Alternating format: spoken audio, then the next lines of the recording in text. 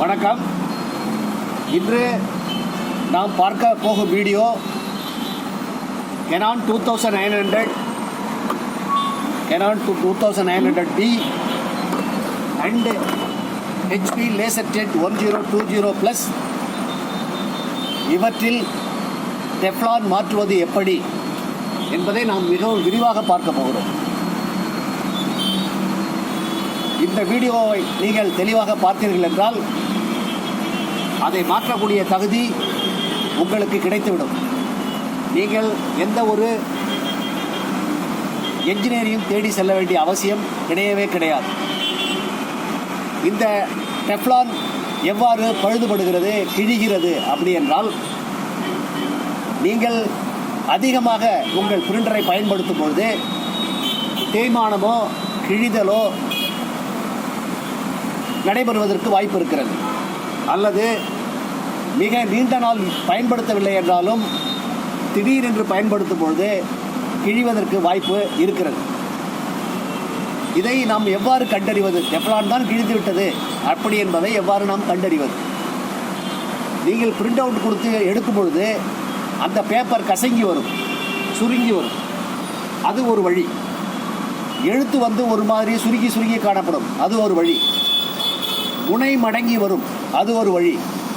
இவ்வாறு நீங்கள் எடுக்கக்கூடிய காகிதத்தில், பேப்பரில் அதனுடைய அடையாளங்கள் தென்படும். இதை வைத்துக்கொண்டு நாம் கண்டுபிடித்து விடலாம் டெஃப்லான் ஷீட் கிழிந்து விட்டது என்று. அதில் டெஃப்லான் மட்டும்தான் கிழிந்திருக்குமா அப்படி என்றால், அதில் டெஃப்லானும் கிழிந்திருக்கலாம், ப்ரெஷர் ரோலரும் பாதிக்கப்பட்டிருக்கலாம், அதில் உள்ளிருக்கக்கூடிய ஃபிலமெண்ட்டும் பாதிக்கப்பட்டிருக்கலாம்.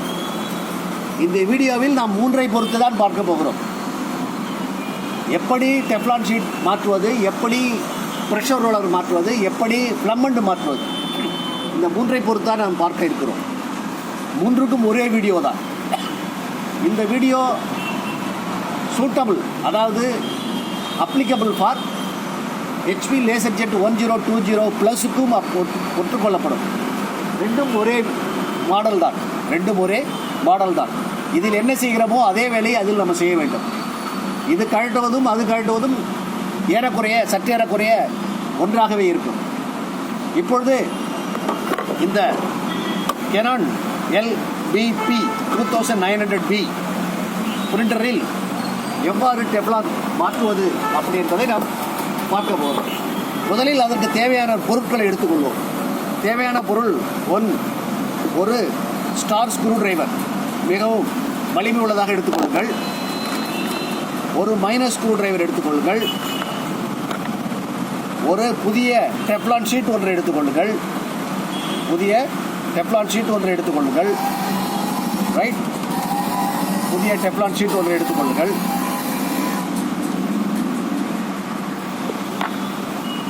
ஒரு கிரீஸ் எடுத்துக்கொள்ளுங்கள். கிரீஸ் அதிகமாக எடுத்துக்கொள்ளுங்கள். அந்த டெஃப்லான் ஷீட் வாங்கும்பொழுது அதனுடன் சேர்த்து கொஞ்சம் கிரீஸ் கொடுப்பார்கள். அந்த கிரீஸ் போதுமான அளவுக்கு இருக்காது என்பதை மிகவும் தாழ்மையுடன் தெரிவித்துக் கொள்கிறேன்.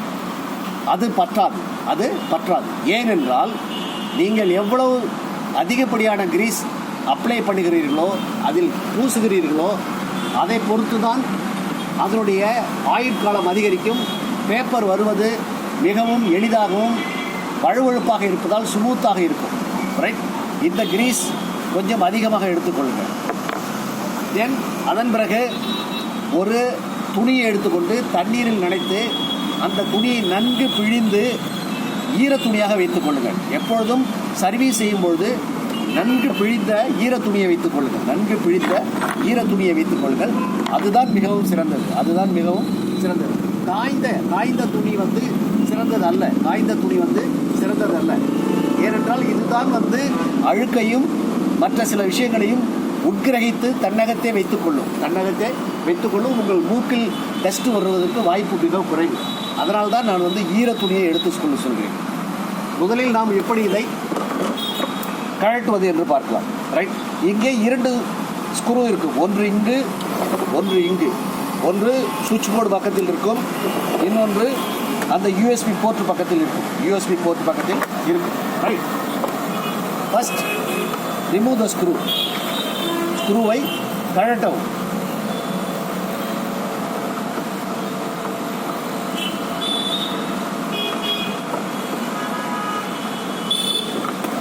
இந்த ஸ்க்ரூவையும் கழட்டவும்.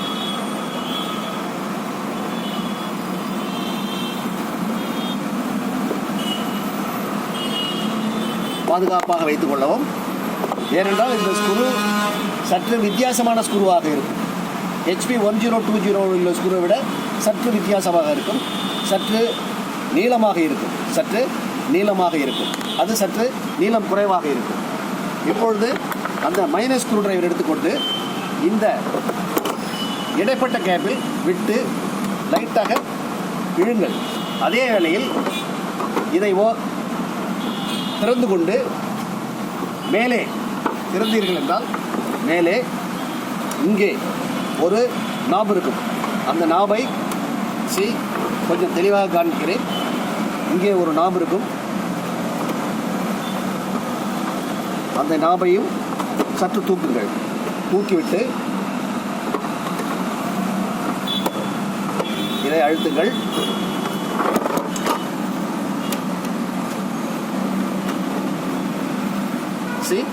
இங்கே விட்டு லைட்டாக அழுத்தப்படுது. அவ்வளவுதான். ஸோ இந்த கஸ்டமர் ரொம்ப பயன்படுத்துகிறார் என்று அர்த்தம். எவ்வளோ டஸ்ட் இருக்குது, தூசு எவ்வளோ இருக்குது என்பதை பார்த்து கொள்ளுங்கள். ரைட். அந்த தூசை உடனடியாக அகற்றி விடுங்கள். அதற்கு ஒரு ப்ரஷ் வைத்துக் கொள்ளுங்கள்.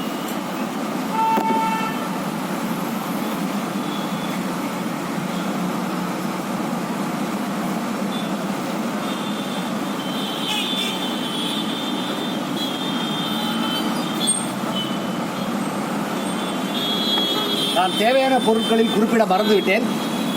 ஒரு ப்ரஷ் ஒன்று வைத்துக் கொள்ளுங்கள். உடனடியாக அதை கிளீன் செய்து விடுங்கள். சுத்தம் செய்து விடுங்கள்.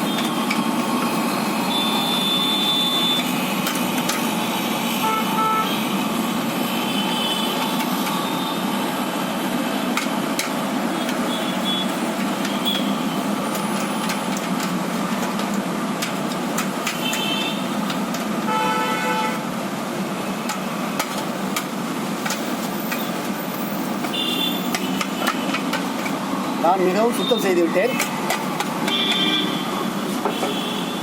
அப்பொழுது பிரிண்டரையும் சற்று சுத்தம் செய்து விடுங்கள். இது மிகவும் அழுக்காக இருக்கிறது.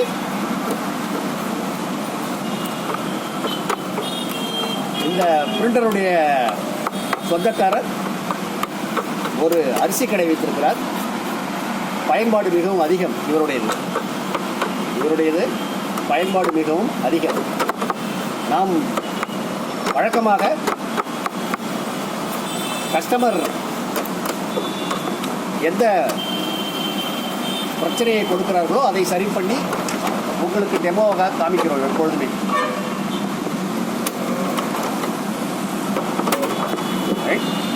இப்பொழுது இந்த இரண்டாவது பக்கத்தையும் நாம் கழட்ட போகிறோம்.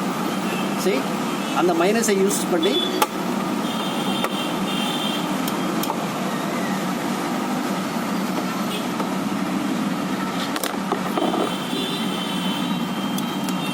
பெரிய மைனஸ் வைத்துக் கொள்ளுங்கள். Star screw driver. நான் இந்த ஸ்க்ரூ டிரைவரில் ரெண்டுமே வைத்திருக்கிறேன். ஒரு பக்கத்தை திறந்தால் மைனஸ், ஒரு பக்கத்தை திறந்தால் ஸ்டார். இங்கேயும் அந்த மாதிரி ஒரு நாப் இருக்கிறோம். அதை அழுத்துங்கள். அதை அழுத்திவிட்டு இந்த மைனஸை பயன்படுத்தி ஒரு சின்ன ப்ரெஷர் கொடுங்கள். அவ்வளவுதான். சற்று சிரமமாக இருக்கும்.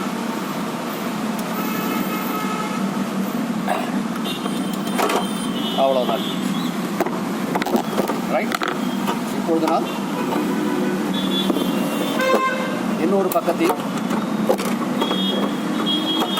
ஓப்பன் செய்துவிட்டோம். இதில் பாருங்கள் எவ்வளோ அழுக்கு இருக்கிறது என்று. இதை நாம் உடனடியாக சுத்தம் செய்து விடுவோம்.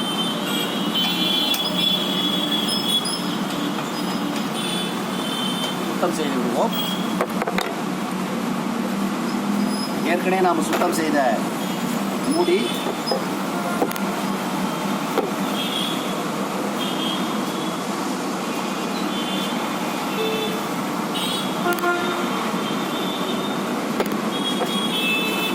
லூஸ் அதிகமாக இருப்பதால் ஒரு முகக்கவசம் அணிந்து வந்தேன். அதனால்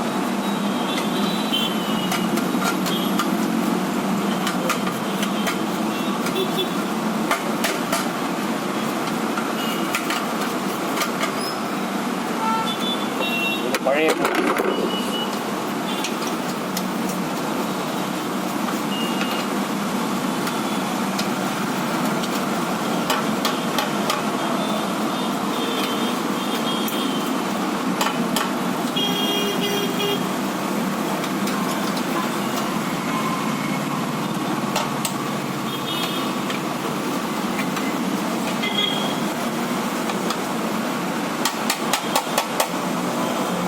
கூடுமான ரயில் சுத்தம் செய்துவிட்டது.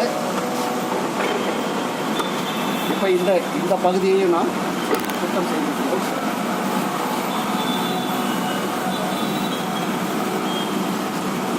பாருங்கள், மிகவும் குப்பையாக இருக்கிறது. நான் முன்பு சொன்னது போல இவர் ஒரு அரிசி கடை உரிமையாளர். பயன்பாடு இவரது அதிகம். இந்த பிரிண்டரை நான் தான் அவருக்கு கொடுத்தேன். நான் அப்பொழுது கொடுக்கும்போது என்னிடம் 4500 ரூபாய்க்கு வாங்கினார். இப்பொழுது இதன் விலை மிகவும் அதிகம். இன்று இவர் இதை வேண்டாம் என்று விற்றால் குறைந்தது ஒரு 8500 ரூபாய்க்கு விற்கலாம். ஏனென்றால் இது இந்த HP 1020 Canon 2900 இவற்றின் விலையெல்லாம் அதிகமாக இருக்குது.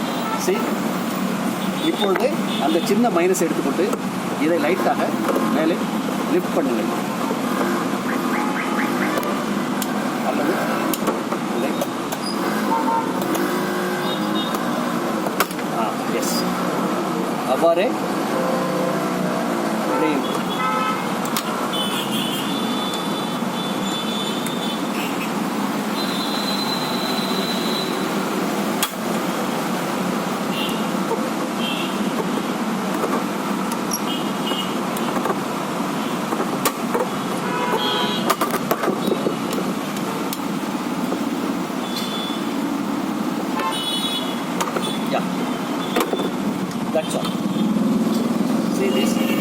பாருங்கள் எவ்வளோ மிகவும் அழுக்காக இருக்கிறது.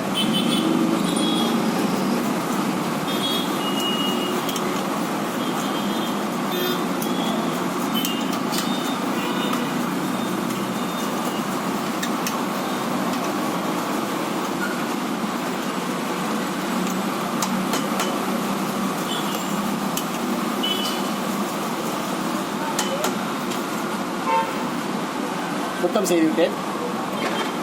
இந்த ஏரியாவை சுத்தம் செய்யுங்கள். பட் இந்த ஏரியாவை சுத்தம் செய்தபோது சிறிது பாதுகாப்பாக செய்யுங்கள். மிகவும் அழுத்தி செய்ய வேண்டாம். பொறுமையாகவும் நிதானமாகவும் செய்ய வேண்டும். ஏனென்றால் இங்கு அதிகப்படியான சென்சார்கள் இருக்கிறது.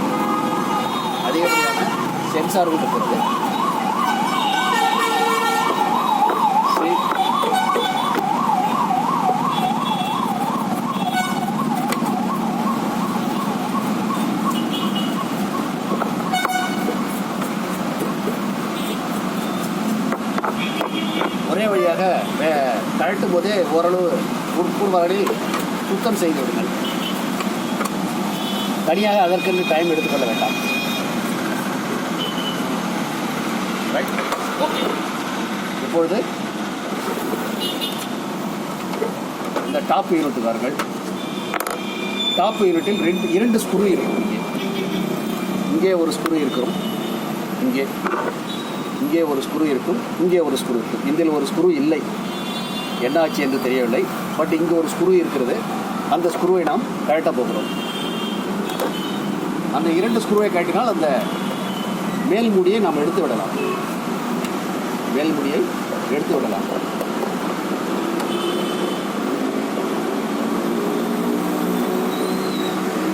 இந்த ஸ்க்ரூவானது HP ஸ்க்ரூ போன்றே இருக்கும். அந்த இரண்டு ஸ்க்ரூ மட்டும் தான் வித்தியாசமாக இருக்கும். அப்புறம் இங்கே பார்த்தீர்கள் என்றால் கேட்ரேஜ் ஹோல்டருக்கான நாப் இது.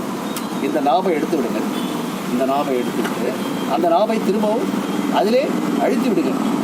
ஏனென்றால் அது தொலைத்து விடும். தொலைத்து விட்டால் கஷ்டம். அதை மேனேஜ் செய்யலாம். ஒரு ஹெச்பி ஸ்க்ரூவை போட்டு மேனேஜ் செய்யலாம்.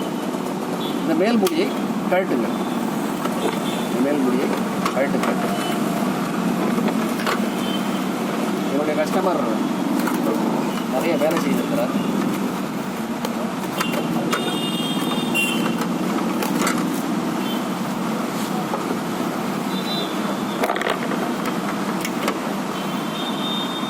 மைனஸ் எடுத்து லைட்டாக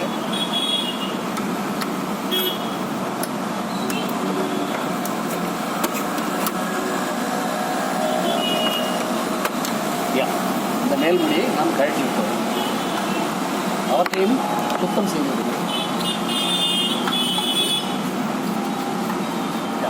சுத்தம் செய்ய இப்பொழுது நம் பிரிண்டரில் கேட்ரேஜ் இருக்கிறது. கேட்ரேஜை எடுத்து விட்டோம். ஓகே, உள்ளே பாருங்கள் எவ்வளோ அழுக்காக வைத்திருக்கிறார். ஏனென்றால் அவருக்கு பயன்பாடு அதிகம். இவற்றையெல்லாம் பார்ப்பதற்கு அவருக்கு டைம் இல்லை. ஒன்லே காலையில் கடையை திறந்தவுடன் பிரிண்ட் அவுட் எடுப்பதுதான் அவருக்கு வேலை.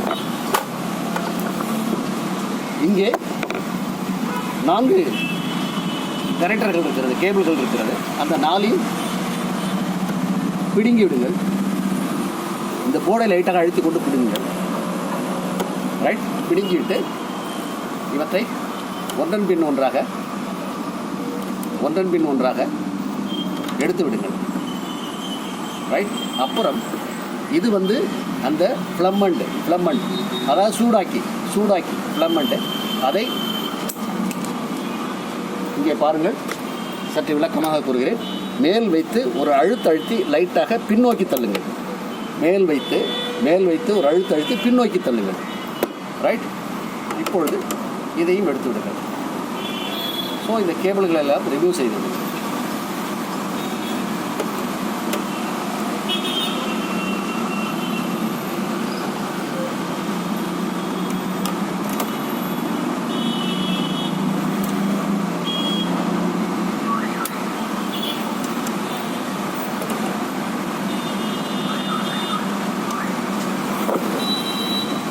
கேபிளை எல்லாம் ரிமூவ் செய்து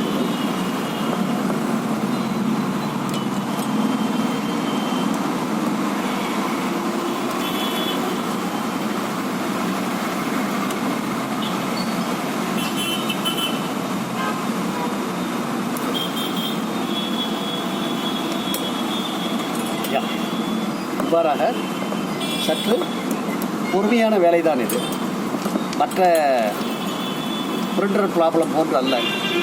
இது சிறிது கடினமானதும் கூட. பொறுமையாக செய்தால் கண்டிப்பாக வெற்றிகரமாக செய்து முடித்துவிடலாம். 2 ஸ்க்ரூ, மொத்தம் 3 ஸ்க்ரூ இருக்கிறது. ஒரு ஸ்க்ரூ இங்கே இருக்கும், மீதி 2 ஸ்க்ரூ இங்கே இருக்கும். இங்கே ஒரு ஸ்க்ரூ, இங்கே ஒரு ஸ்க்ரூ, உள்ளுக்குள்ளே ஒரு ஸ்க்ரூ இருக்குது. ஃபஸ்ட்டு இந்த ஸ்க்ரூவை நான் கழட்டுகிறேன். முதலில் உங்களுக்கு தெரியும் என நினைக்கிறேன். முதலில் இந்த ஸ்க்ரூவை கழட்டுகிறேன்.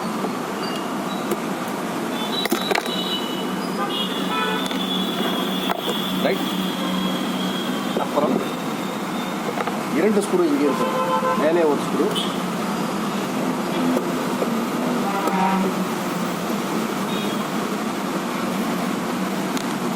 இங்கே ஒரு ஸ்க்ரூ.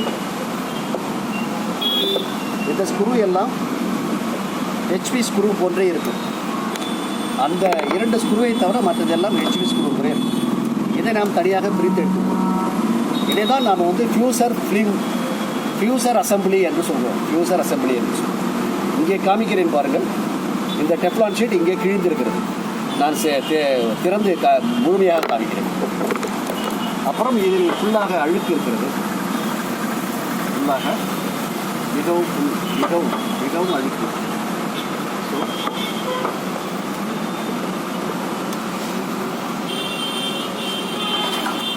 இது பிறகு பார்த்துக்கோங்க.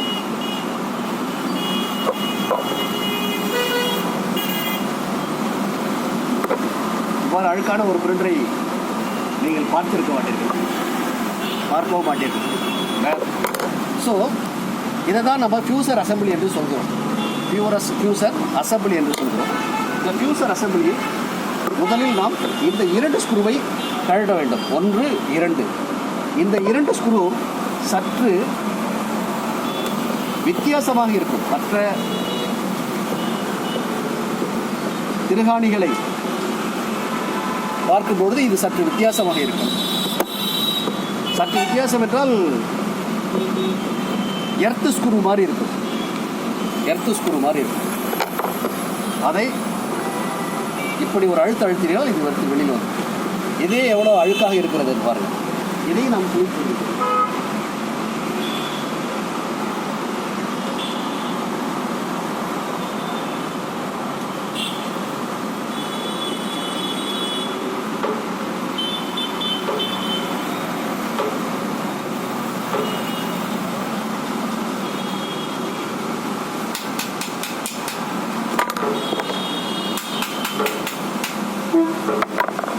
மிகவும் சுத்தப்படுத்தி விட்டேன்.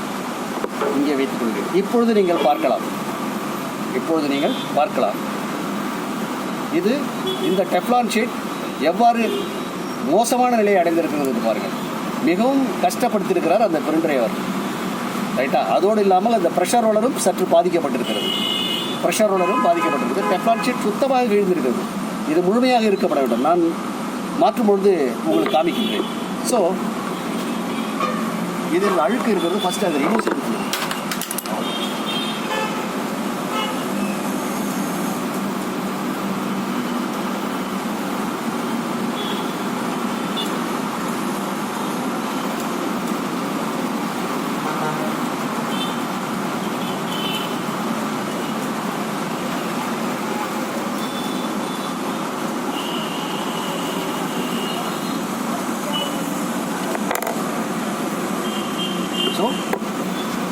இதுதான் அந்த யூனிட்.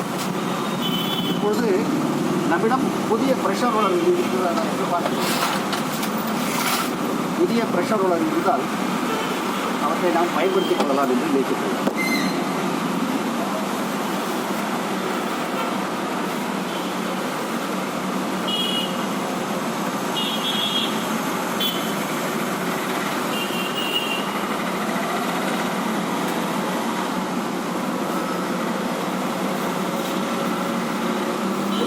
புதிய ப்ரெஷர் ரோலரை நாம் தயார் செய்து